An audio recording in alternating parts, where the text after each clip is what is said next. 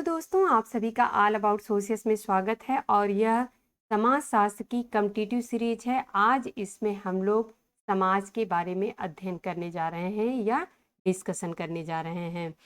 अगर समाज शास्त्र की बात करें तो समाज शास्त्र का उद्भव कैसे हुआ, समाज शास्त्र का विकास कैसे हुआ, इन सारे टॉपिक्स को हम लोग कॉम्पिटिटिव सीरीज या फिर जो इग्नू सीरीज है उसमें भी कंप्लीट कर चुके हैं। अब आज जो टॉपिक है यह इसलिए महत्वपूर्ण हो जाता है क्योंकि समाजशास्त्र जो है वह समाज का ही अध्ययन करता है। इसलिए समाजशास्त्र के उद्भव और विकास के बाद अगर कोई टॉपिक आता है तो वह होता है समाज के। आखिर में समाजशास्त्र जिसका अध्ययन करता है उसका मीनिंग क्या है, उसका अर्थ क्या है, तो ये समझ लेते हैं। हम लोग बहुत ज़्यादा डीप में तो नहीं जाएंगे, लेकिन ये मैं कह सकती हूँ कि जितने फैक्ट्स हैं, जितने विचारक हैं इस समाज के बारे में, उन्होंने अपने अपने विचार दिए हैं, उन सारे टॉपिक्स को हम लोग कवर करेंगे।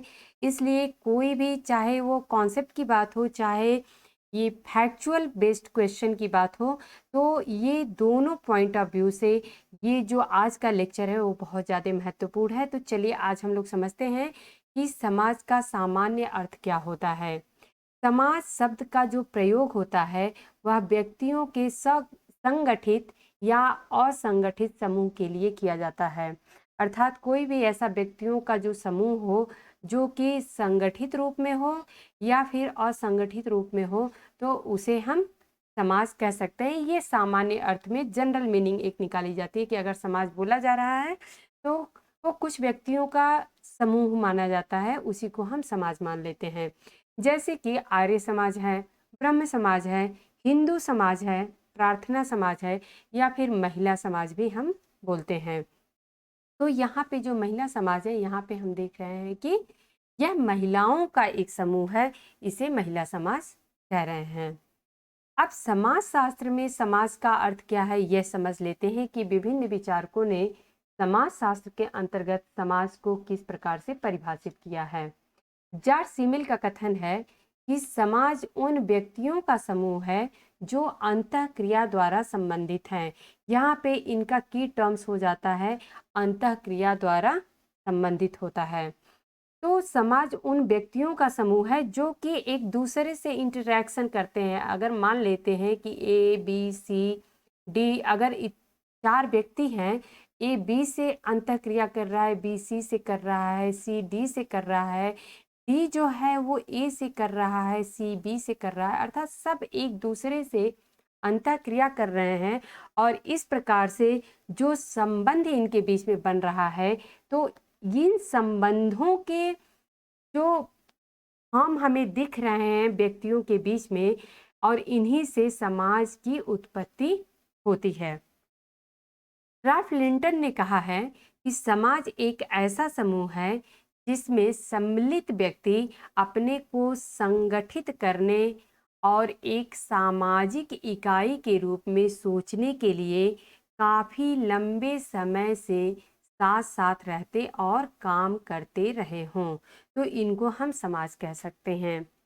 जिनमें समाज क्या है, यह एक ऐसा समूह है जिनमें सम्मिलित व्यक्ति, इसमें जितने व्यक्ति हैं अपने को संगठित करने अर्थात अपने को ऑर्गेनाइज करते हैं, एक संगठन के रूप में अपने आप को देखते हैं, एक सामाजिक इकाई के रूप में सोचने के लिए काफ़ी लंबे समय से साथ साथ रह रहे हों और काम कर रहे हों, तो इनको हम समाज कह सकते हैं। ये राल्फ लिंटन की परिभाषा है समाज के संदर्भ में। और ये जो जितने भी कथन हैं ये बहुत ज़्यादा महत्वपूर्ण है, तो इसलिए आप लोग इसको नोट डाउन जरूर कर लीजिएगा, तथा आप लोग इसके जो की टर्म्स हैं एटलीस्ट उतना तो कम से कम आप लोग याद जरूर रखिएगा। फेयरचाइल्ड का कथन है कि समाज व्यक्तियों का एक ऐसा समूह है जो अपने बहुत से प्रमुख हितों की बात करते हैं। ये प्रमुख हितों या इन्हें उद्देश्य कह सकते हैं, जिनमें अनिवार्य रूप से स्वयं की रक्षा या भरण पोषण तथा स्वयं को अस्थायित्व प्रदान करना सम्मिलित है, इसको पूरा करने के लिए सहयोग करते हैं। तो ये कथन फेयरचाइल्ड का है।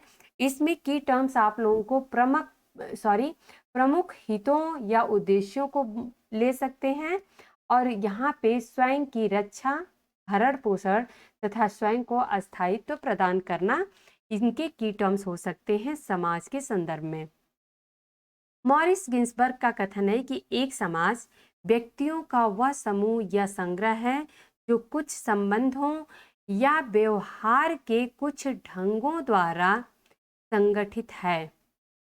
एक समाज व्यक्तियों का वह समूह है या संग्रह है जो कुछ संबंधों या व्यवहार, कुछ संबंधों की बात हो रही है या कुछ व्यवहारों की बात हो रही है, इनके कुछ ढंगों द्वारा संगठित होते हैं, जो कि अन्य से पृथक करते हैं, जो इन संबंधों या व्यवहार में भिन्न होते हैं। जैसे कि एक समाज है, इस समाज में अगर रहन सहन का तरीका अलग है, जैसे कि वेस्टर्न कल्चर की बात करते हैं, अगर हम पश्चिमी सभ्यता की बात करते हैं, तो जो पश्चिमी लोग होते हैं या पश्चिमी समाज की बात करें तो इनका रहन सहन, वेशभूषा यह अलग माना जाएगा कंपेयर टू भारत के।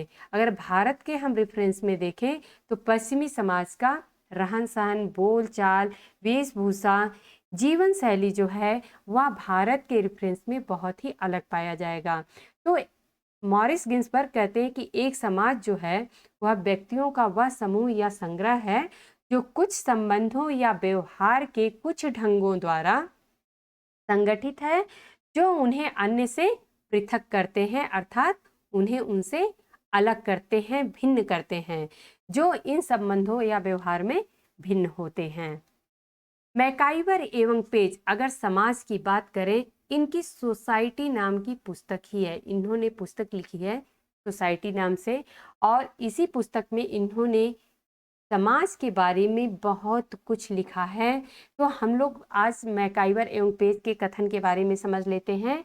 समाज सामाजिक संबंधों का जाल है, ये कथन मैकाइवर एवं पेज का है। ये बहुत सारे एग्जाम्स में पूछा गया है और बहुत ही ज़्यादा इम्पॉर्टेंट ये कोट हो जाता है। इसके सामने आप लोग मोस्ट इम्पॉर्टेंट पक्का लगा लीजिएगा, इसे याद रखिएगा। खैर ये याद करने का बहुत आसान तरीका है, क्योंकि समाज जो है वह सामाजिक संबंधों से ही बनता है, और सामाजिक संबंध जो होता है वह बहुत ही ज़्यादा जटिल रूप में पाया जाता है। जैसे कि एक व्यक्ति होता है, वह किसी का पिता हो सकता है, किसी का पुत्र हो सकता है, किसी का पति हो सकता है, किसी का भाई हो सकता है, कहीं पे वो अध्यापक हो सकता है, किसी का ग्राहक हो सकता है, किसी के लिए वो पेशेंट का काम अर्थात वह मरीज का काम कर सकता है। तो इस प्रकार से समाज में एक व्यक्ति का विभिन्न व्यक्तियों से अलग अलग तरीकों से संबंध बना होता है,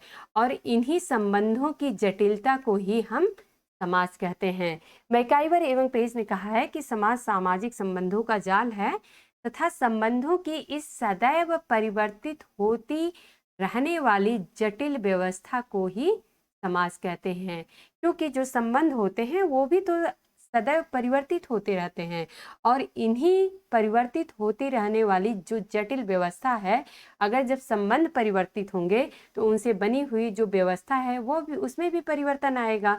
तो ये जो परिवर्तित होने के बाद की जो जटिल व्यवस्था हमें देखने को मिलती है, इसी को हम समाज कहते हैं। समाज शास्त्र में जिन संबंधों को प्रधानता दी जाती है और जिन्हें सामाजिक माना जाता है, इनमें दो तत्व आवश्यक रूप से पाए जाते हैं। ये मैकाइवर एवं पेज ऐसा मानते हैं। ये कहते हैं कि इनमें पारस्परिक जागरूकता पाई जाती है, और दूसरा जो है कि सामान्य जीवन में भागीदार होने की भावना भी पाई जाती है। अब ये कैसे होता है इसको हम लोग समझ लेते हैं। तो एक तो हो गया सामाजिक संबंध, एक सामाजिक संबंध हो गया, दूसरा होता है भौतिक संबंध। अब भौतिक संबंध और सामाजिक संबंध में क्या अंतर है? जैसे कि एक पेपर और पेन के बीच में, एक कागज होता है और एक पेन होता है, उसके बीच में कोई संबंध पाया जाता है, क्योंकि बिना कागज के पेन अधूरा है, या पेन जो है वह कागज के बिना अधूरा है। तो दोनों का अपना अस्तित्व है, लेकिन उनको एक दूसरे के बिना ऐसा नहीं है कि फर्क पड़ने वाला है, उनको एक दूसरे से कोई फर्क नहीं पड़ता है, संबंध तो है। जैसे कि अगर हम इसी प्रकार से एक टेबल लेते हैं और टेबल पे हमने कोई किताबें रख ली, या फिर हमने कुछ डायरी रख ली, या फिर टेबल लैंप रख लिया, ऐसी कुछ चीज़ें हमने, तमाम चीज़ें कुछ ऐसे रख लिए, तो इससे टेबल को कोई फर्क नहीं पड़ता है। उसको ये कुछ असर ही नहीं है कि हमारे ऊपर कुछ रखा गया है या नहीं रखा गया है, या किताब को हम टेबल पे रखें या फिर कहीं नीचे ज़मीन पे रखें या कहीं भी रखें, तो किताब को भी कोई अंतर नहीं आने वाला है कि हमें कहाँ रखा जा रहा है। तो ये जो संबंध होता है ये भौतिक संबंध कहलाता है, जिनमें कि पारस्परिक जागरूकता नहीं पाई जाती है। क्योंकि इन दोनों को, जैसे कि अभी एक उदाहरण मैंने दिया पेपर और पेन का, इन दोनों में संबंध पाया जाता है, दोनों का अस्तित्व एक दूसरे के बिना अधूरा है। लेकिन पेपर के पास पेन हो या पेन के पास पेपर हो, इससे पेपर और पेन में कोई एक दूसरे को प्रभावित नहीं करता है।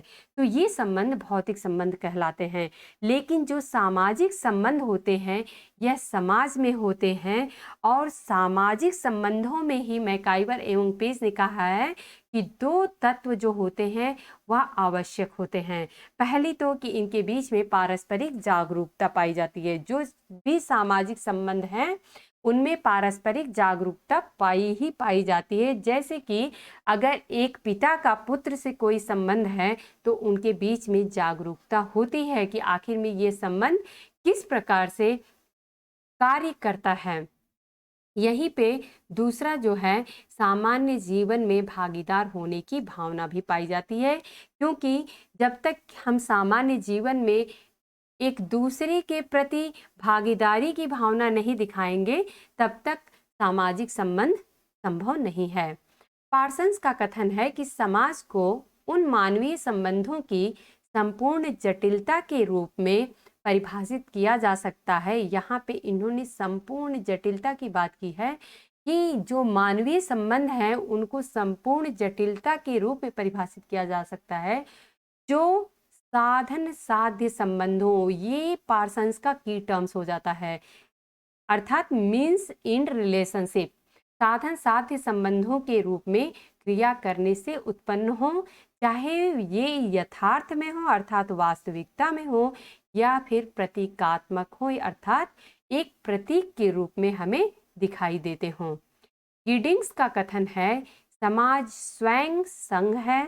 इन्होंने समाज को परिभाषित किया है कि समाज जो है वह स्वयं ही संघ है, संगठन है, औपचारिक संबंधों का योग है। इन्होंने जो समाज है इसको औपचारिक संबंधों का योग माना है, जिसमें सहयोग देने वाले व्यक्ति एक दूसरे के साथ जुड़े हुए या संबद्ध हैं। रूटर का कथन है समाज एक अमूर्त धारणा है। रूटर मानते हैं कि समाज जो है वह एक अमूर्त धारणा है। ऐसा क्यों है, इसको हम लोग अभी आगे समझते हैं। जो एक समूह के सदस्यों के बीच पाए जाने वाले पारस्परिक संबंधों की जटिलता या संपूर्णता का बोध कराती है। समाज जो है वह एक अमूर्त धारणा है जो एक समूह के सदस्यों के बीच पाए जाने वाले पारस्परिक संबंधों की जटिलता या संपूर्णता का बोध कराती है। अब यह अमूर्त धारणा क्यों है, क्योंकि यहाँ पे र्यूटर कहते हैं कि ये जो संबंध हैं इन्हीं की जटिलता का बोध कराती है। और चूंकि जो संबंध होते हैं, जो भी सामाजिक संबंध होते हैं, ये क्या होते हैं, ये अमूर्त होते हैं, क्योंकि संबंध हमें दिखाई थोड़े न देते हैं। ये तो एक मानसिक दशा होती है कि हम किस प्रकार से एक दूसरे से संबंधों से जुड़े हुए हैं। मैकाइवर एवं पेज ने अपनी सोसाइटी नामक पुस्तक में समाज को काफ़ी अच्छे से परिभाषित किया है। और यहाँ पे मुझे ये इतना बड़ा कथन है, लेकिन मुझे यहाँ मेंशन करने का कारण यही था कि इसमें से कुछ भी एक लाइन या एक पोर्शन यहाँ से पूछा जा सकता है और ये कह दिया जाएगा कि यह कथन किसका है। तो बेहतर है कि हम इस पूरे समाज के बारे में इन्होंने जो अपना कथन दिया है, इस पूरे ही कथन को हम लोग समझ लें, ताकि यहाँ से अगर कुछ भी पूछ दिया जाए तो ये आप लोगों को समझ में आ जाएगा कि ये मैकाइवर एवं पेज ने ही कहा है। चलिए समझते हैं। समाज जो है वह रीतियों एवं कार्य प्रणालियों की, इन्होंने किस किस की बात की है? रीतियों की बात की है, कार्य प्रणालियों की बात की है, अधिकार एवं पारस्परिक सहायता की बात की है, अनेक समूहों तथा विभागों की बात की है इन्होंने, मानव व्यवहार के नियंत्रणों तथा स्वतंत्रताओं की एक व्यवस्था है। तो इन्होंने समाज को इस रूप में परिभाषित किया है कि समाज जो है रीतियों एवं कार्य प्रणालियों की, अधिकार एवं पारस्परिक सहायता की, अनेक समूहों तथा विभागों की, मानव व्यवहार के नियंत्रणों तथा स्वतंत्रताओं की एक व्यवस्था है। इस सदैव परिवर्तनशील जटिल व्यवस्था को ही समाज कहते हैं। यह सामाजिक संबंधों का जाल है और यह सदैव ही परिवर्तित होता रहता है। तो ये मैकाइवर एवं पेज से संबंधित समाज का संदर्भ में कथन है और इनके इसी कोट से ही, इसी कथन से ही निकल के आता है कि इन्होंने समाज के 7 आधार तत्व बताए हैं। यहाँ पे आप लोग आगे ये जो ऊपर में मेंशन इनका कथन है और इनके जो समाज के 7 आधार तत्व हैं, इसको आप लोग समझेंगे तो अगर ये आप लोगों को सिर्फ कथन याद हो जाता है, इनके सातों के सातों समाज के जो आधार तत्व हैं ये आप लोगों को समझ में आ जाएगा। पहला इनका इन्होंने कहा है कि समाज का जो आधार तत्व है वह है रीतियां। यहाँ पे आप लोग देख सकते हैं रीतियों की बात इन्होंने की है। रीतियों में जैसे कि खान पान पाया जाता है, रहन सहन, वेशभूषा, विवाह, धर्म, जाति, शिक्षा, इन सभी से संबंधित जो रीतियां होती हैं कि किस प्रकार से निभाई जाती हैं या किस प्रकार से ये कार्यान्वित होती हैं, तो इन्हें ये रीतियां कहते हैं। दूसरा है कार्य प्रणालियां। यहाँ पे आप लोग कार्य प्रणालियां देख सकते हैं। कार्य प्रणालियां जो हैं ये सामूहिक रूप से कार्य करने की प्रणालियां ही संस्था कहलाती हैं। यहाँ पे मैकाइवर एवं पेज ने कहा है कि कार्य प्रणालियों के अंतर्गत सामूहिक रूप से अर्थात पूरे समूह में, एक समूह में कार्य करने की जो प्रणाली होती है इसी को संस्था कहते हैं। जैसे कि हिंदू की विवाह से संबंधित कार्य प्रणाली जो होती है वह मुस्लिम या ईसाई की विवाह संबंधी कार्य प्रणाली से भिन्न होती है। जिस प्रकार से जो भी कार्य प्रणालियां विवाह से संबंधित हिंदू धर्म में निभाई जाती हैं, जैसे कि पाणी ग्रहण का है या फिर 7 फेरों का है, इस तरीके की जो कार्य प्रणालियां क्या होती हैं, यह एक नियम व्यवस्था ही होती है कि किस प्रकार से हम कोई काम कर रहे हैं तो किन नियमों के तहत कर रहे हैं। तो हिंदू में जो विवाह से संबंधित कार्य प्रणालियां हैं वह मुस्लिम धर्म या फिर ईसाई धर्म में जो विवाह संबंधी कार्य प्रणालियां होती हैं उनसे भिन्न मानी जाती हैं। तो ऐसा मानते हैं कि समाज का आधार तत्व में कार्य प्रणालियां भी आती हैं। तीसरा है अधिकार। यहाँ पे इन्होंने अधिकारों की बात कही है। अधिकार जो होता है, इन्होंने माना है कि प्रत्येक समाज में कहीं न कहीं किसी के पास अधिकार पाया जाता है। हर एक संस्था या हर एक समूह के बीच में कोई एक ऐसा व्यक्ति या ऐसा समूह या ऐसा ग्रुप माना जाएगा जिसके पास अधिकार पाया जाता है। जैसे कि जाति में पंच के पास अधिकार पाया जाता है। जो सरपंच होता है वह जाति व्यवस्था में उसके पास कुछ अधिकार होते हैं। ऐसे ही गांव में जो ग्राम प्रधान होते हैं उनके पास कुछ अधिकार पाए जाते हैं। इसी प्रकार से अगर स्कूल की बात करें तो वहाँ पे प्रधानाचार्य के पास कुछ अधिकार पाए जाते हैं। तो मैकाइवर एवं पेज ने पाया है कि समाज में अधिकार भी पाए जाते हैं। पारस्परिक सहायता की बात करते हैं। ये कहते हैं कि समाज जो है इसमें पारस्परिक सहायता पाई जाती है, क्योंकि जब तक समाज में सहायता की भावना या सहयोग की भावना नहीं होगी तब तक समाज आगे को नहीं बढ़ सकता है। यहाँ पे इन्होंने बताया है कि जो परिवार है ये समाज की एक बिल्कुल प्राथमिक इकाई के रूप में मानी जाती है। और यहाँ इसी उदाहरण से अगर हम लोग समझें तो परिवार में ही अगर सहयोग ना पाया जाए, अगर मान लेते हैं परिवार में बहुत सारे सदस्य हैं और इनमें अगर आपस में सहयोग ना पाया जाए तो परिवार जो है वो सुव्यवस्थित तरीके से एक स्वस्थ परिवार नहीं कहलाएगा। परिवार एक स्वस्थ परिवार तभी कहलाएगा जब सभी में आपस में सहयोग की भावना पाई जाए। तो इन्होंने कहा है कि परिवार जो एक इकाई के रूप में समाज के काम करती है, यही से शुरू होता है कि अगर इसी में सहयोग पाया जाएगा तो धीरे धीरे अगर सारे परिवार के आपस में सदस्यों में सहयोग की भावना पाई जाए तो समाज में पारस्परिक सहायता या सहयोग की भावना भी पाई जाती है। पांचवा है कि समूह एवं विभाग पाए जाते हैं। इन्होंने कहा है कि समाज में समूह एवं विभाग भी पाए जाते हैं। अब जैसे विभाग में देख लें तो परिवार हो सकता है, क्रीड़ा समूह हो सकता है, पड़ोस हो सकता है, जाति हो सकती है, गांव, कस्बा, नगर, समुदाय, आर्थिक, राजनीतिक तथा धार्मिक संगठन जो हैं, इन सबको हम एक विभाग के रूप में मान सकते हैं। यहीं पर अगर समूह की बात करें तो आयु के संदर्भ में समूह ले सकते हैं। जैसे कि अगर मान लेते हैं कि जो 18 से 30 वर्ष के लोग हैं तो इनका एक अपना समूह है, या रिटायरमेंट के बाद अगर मान लेते हैं कि नौकरी के बाद जो होता है सीनियर सिटीजन का जो होता है उनको अगर देखें तो उनका अपना एक अलग समूह पाया जाएगा जो कि 60 वर्ष से बाद के लोग पाए जाते हैं। तो आयु का समूह हो सकता है, लिंग का समूह हो सकता है जैसे कि पुरुष और स्त्री।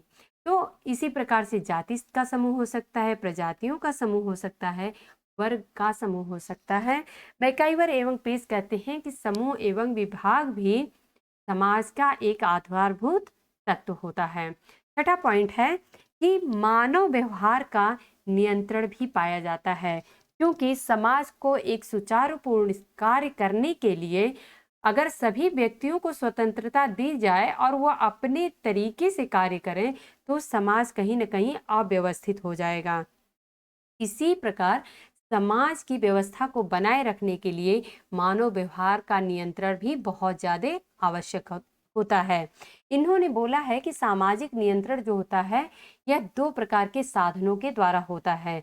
जैसे कि पहला जो है वह औपचारिक साधन बोलते हैं, जिसमें कि कानून होता है, न्याय व्यवस्था होती है, पुलिस होता है, प्रशासन होता है। ये सभी जो है ये सामाजिक नियंत्रण के औपचारिक साधन माने जाते हैं।